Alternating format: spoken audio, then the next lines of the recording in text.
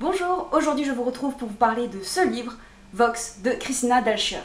On est embarqué aux États-Unis où un gouvernement extrémiste religieux a pris le pouvoir et a retiré tous les droits aux femmes. Mais en plus de retirer leurs droits, il les empêche de s'exprimer par le biais d'un compte-mots qui les électrocute dès la limite de 100 mots dépassés. Jane est l'une d'elles, ancienne docteure en neurosciences réduite au silence et emprisonnée dans son foyer.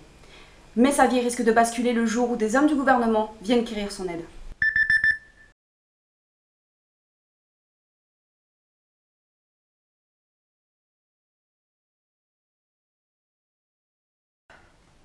Oh mais, tu as utilisé tous tes mots pour ça? Pour toi ça sert plus à rien, chérie. Tu restes à la maison, tu travailles plus. Viens, donne-moi le livre. Faut faire attention hein, si on veut garder notre niveau de vie et être considéré comme pur. Ça nous aidera à mieux vivre.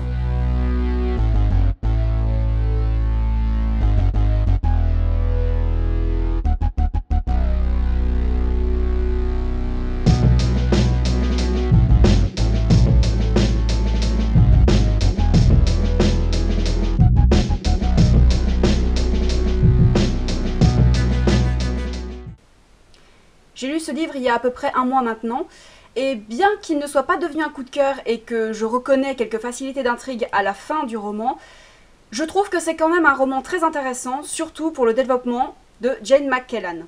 À la manière de la Servante écarlate, Jane va passer la plupart de son temps à faire des allers-retours entre son passé et son présent, le temps de l'inconscience et le temps des regrets. Entre le moment où elle disait à sa copine Jackie, militante féministe, qu'elle avait bien mieux à faire que d'aller manifester pour ses droits et pour aller manifester pour sa liberté, et maintenant on voit dans quelle situation elle se retrouve. Nous voyons bien l'évolution du personnage de Jane puisqu'elle passe d'une Jane qui ne croit absolument pas que les libertés des femmes puissent être remises en question à une Jane qu'on empêche de s'exprimer.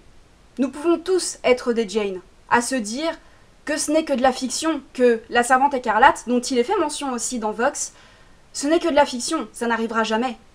Et pourtant, est-ce que ça peut être vraiment que de la fiction? Puisqu'encore aujourd'hui, en 2019, d'après une étude publiée par la Banque mondiale en février dernier, 2,7 milliards de femmes sur la planète n'ont pas les mêmes choix que les hommes et n'ont pas les mêmes libertés que les hommes.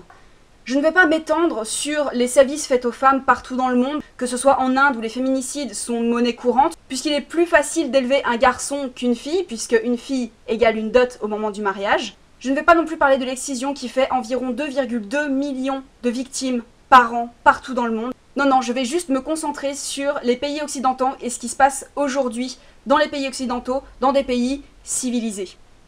En Italie par exemple, où il est de plus en plus difficile pour les femmes d'avoir accès à l'IVG puisque les gynécologues et les médecins sont de plus en plus réticents à la donner, malgré le fait que l'IVG soit légale depuis 1978. Mais ça peut se passer aussi en France, puisqu'on essaye de faire culpabiliser les femmes qui essayent d'avoir accès à l'IVG.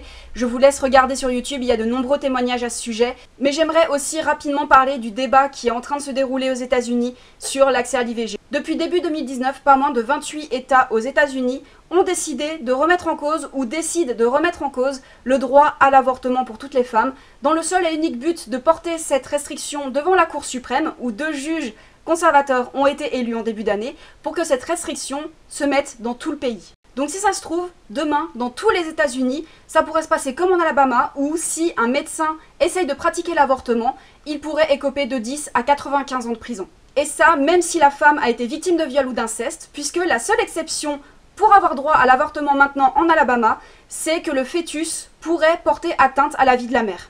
Et ne parlons même pas du Texas, qui avait fait une proposition de texte qui aurait rendu l'avortement passible de la peine de mort. Heureusement, le monde n'est pas aussi radical que dans Vox, puisque souvenons-nous des Irlandaises qui ont maintenant le droit à l'IVG. Et dans les chiffres alarmants que je viens de vous donner par rapport à la Banque mondiale, ils montrent aussi que beaucoup de pays font des efforts pour que les femmes aient le même accès aux libertés et à l'égalité que les hommes. Donc, nous ne sommes pas dans une société aussi totalitaire que dans Vox, mais il faut quand même qu'on fasse attention. Je ne peux faire une vidéo sur la restriction des droits des femmes sans citer Simone de Beauvoir, qui nous invitait à toujours faire attention.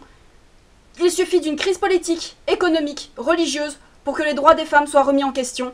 Il faut qu'on soit vigilante tout le reste de notre vie et qu'on se batte toujours pour nos droits. Qu'on ne se dise jamais que nos droits soient acquis puisque, comme vous pouvez le voir aux États-Unis, le droit à l'avortement est en train d'être remis en question. Restons solidaires pour nos droits, pour nos libertés, pour qu'on ne se retrouve jamais dans une société aussi horrible que dans la Servante écarlate ou même dans Vox. Il faut que nous soyons libres de nos choix, libres de nos décisions, que ce soit dans la vie professionnelle ou dans la vie personnelle. Restons solidaires et battons-nous ensemble, toujours pour nos droits et pour nos libertés.